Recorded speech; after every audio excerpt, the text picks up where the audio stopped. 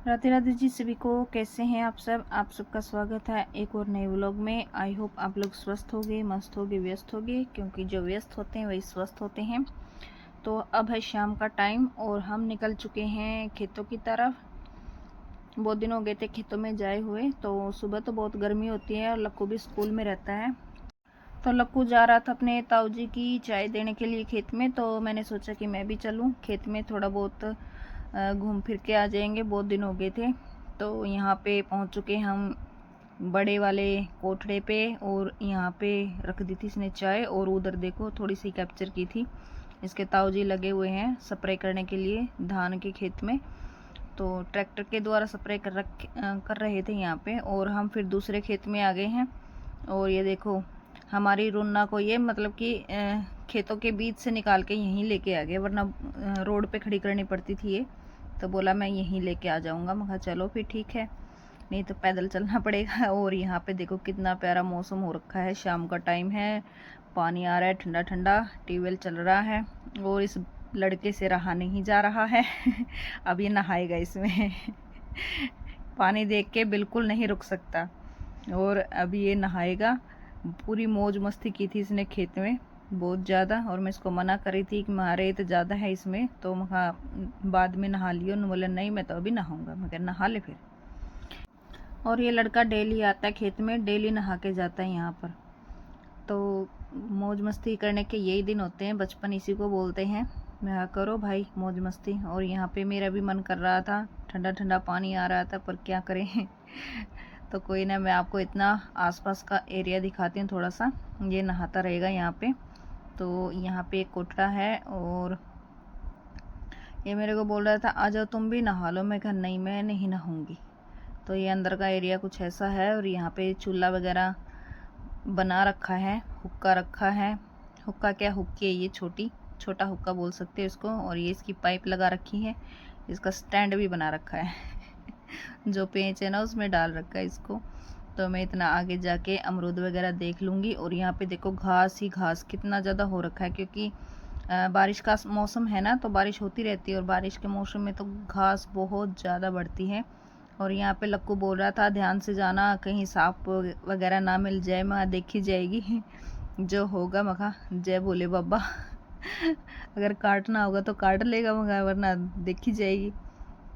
तो यहाँ पे सब्जी भी देख रही थी मैं, लेकिन ये जो बेल वगैरह ना घिया की, तोरी की, तो छोटी बेल है ये, इन पे कोई भी सब्जी नहीं लगी थी। मैं कहा चलो ठीक है, वैसे भी घिया की सब्जी खाते नहीं, सॉरी लौकी की सब्जी खाते नहीं है। तो हमारे यहाँ घिया बोलते हैं, आप लोग लौकी बोलते होंगे। और ये हमारा अमरूद का पेड़ देखो और भी बड़ा हो गया है। इसको शायद सर्दी में थोड़ा सा काटना कुटना पड़ेगा, ये अभी तो ज़्यादा फैल गया है। और इसके अमरूद भाई साहब इतने मीठे हैं, बहुत ज़्यादा। और सारे अमरूद इसके ख़त्म हो चुके हैं, थोड़े बहुत बाकी हैं, क्योंकि डेली खाते हैं ना, खेत में आने वाले सारे डेली खाते हैं। और एक अमरूद मेरे को दिख गया था, बहुत मीठा था, बहुत मीठा, सच में बिल्कुल शरबत जैसा मीठा था।